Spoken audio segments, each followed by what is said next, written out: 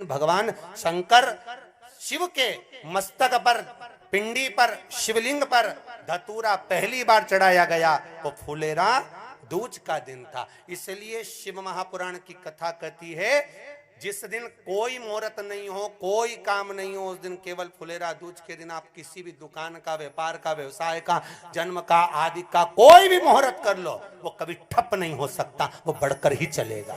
सारी जिंदगी के कांटे निकल जाते हैं, सारी जिंदगी के कांटे समाप्त हो जाते हैं फुलेरा दूज। कहते हैं दुनिया में सब दिन का दान, सब दिन का पुण्य समाप्त हो सकता है, और फुलेरा दूज का दान, पुण्य, सत्कर्म, भजन, कीर्तन, नाम स्मरण समाप्त नहीं होता। चक्कर आ जाते हो, अचानक गिर जाते हो, हापड़ी भराने लगती हो थोड़ा सा चलने पर, श्वास फूल जाती हो ज्यादा चढ़ने पर, उनके लिए विशेष है कि धतूरे की जड़ को, धतूरे का जो फल होता है उसकी जड़ महाराज निकाल कर, धोकर, उसको घिसकर शंकर भगवान पर उसका लेपन कर दीजिए। थोड़ी सी जड़ शिव जी पर चढ़ा दीजिए फुलेरा दूज के दिन। उस जड़ को पानी चढ़ाकर वापिस लेकर आ जाइए। जो मिर्गी का मरीज होता है, जिसको दमे की शिकायत होती है, श्वास की होती है, चलने में हापड़ी भरा जाती हो, फुलेरा दूज के दिन दोपहर के समय पर उसको वो जड़ केवल 3 या 4 बार सुगंध में सुंगा दी जाती है, तो मिर्गी की बीमारी समाप्त हो जाती है, और जिसको दमा श्वास फूलता है उसको भी आराम लग जाता है। फुलेरा दूज के दिन उसके लिए नित्य आनंद का सुख दे जाती है। और भी ध्यान दें, जिसको बहुत भारी बीमारी हो, डॉक्टर कह रहे हैं कि ऑपरेशन की जरूरत है, ऑपरेशन कराना पड़ेगा, गांठ हो गई है, ये हो गया है, वो हो गया है, निवेदन है एक धतूरा फुलेरा दूज के दिन भगवान शंकर के शिवलिंग पर समर्पित करें, और 5 बेलपत्र नंदीश्वर भगवान पर अर्थात भगवान नंदी पर समर्पित करें। जीवन में कितनी बड़ी भी बीमारी होगी वो आगे नहीं बढ़ सकती, ऑपरेशन की जरूरत नहीं पड़ सकती, वो केवल फुलेरा दूज पर होगा, केवल फुलेरा दूज के दिन, उसके सिवाय नहीं। और वो 15 मार्च को है, मौका मिला है, आनंद से। धतूरा होता है विषैला। कैसा होता है? विषैला, बहुत विष होता है धतूरे के अंदर। पर महाराज भगवान शिव को वो समर्पित किया जाता है जैसे पार्वती जी को लगा, जब कोई साथ नहीं दे रहा, पार्वती जी को लगा जब कहीं से सुख का अनुभव नहीं हो रहा, आनंद का अनुभव नहीं हो रहा, पार्वती जी ले गई धतूरा, पार्वती मैया ले गई उस बेलपत्र को शिव को। और प्रयास करना, अगर दुख है तो एक धतूरा समर्पित कर कर 1 लोटा पानी अवश्य समर्पित कर। उनके लिए भी कहूंगा जिनको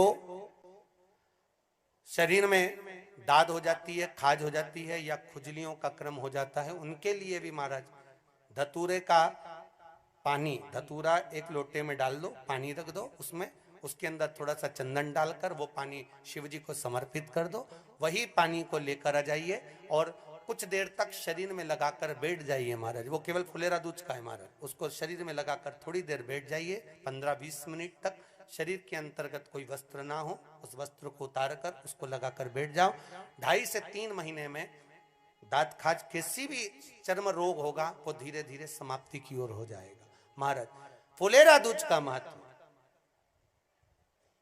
शास्त्र कहता है, भले इसको छुपाकर रखा गया हो शास्त्रों के अनुसार, पर इसकी महत्वता, जो दुकान, जो व्यापार, जो व्यवसाय,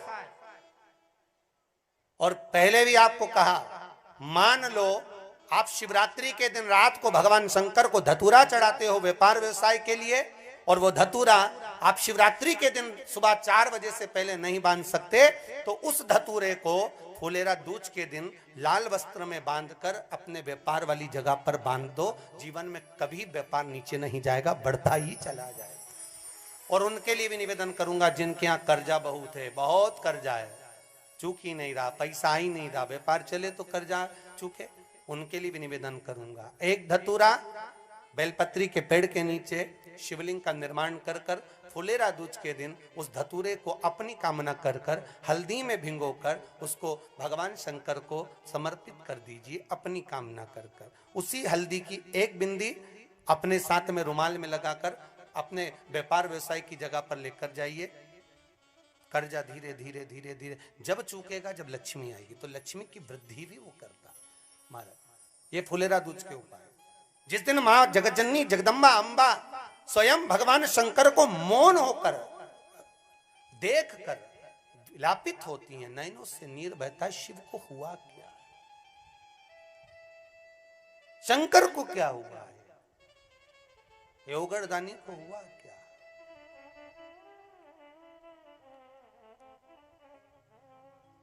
नयन जलता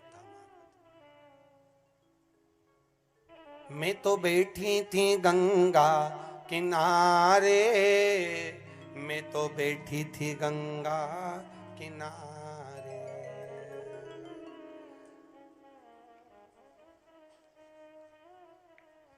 ऐसा धक्का दिया ओ भोलेनाथ, दिल तुझको दिया ओ भोले। भगवान शिव ओगड़दानी, त्रिकालदर्शी, कैलाशी, अविनाशी, इस चित्तवृत्ति के मन की बात को धारण करने वाले।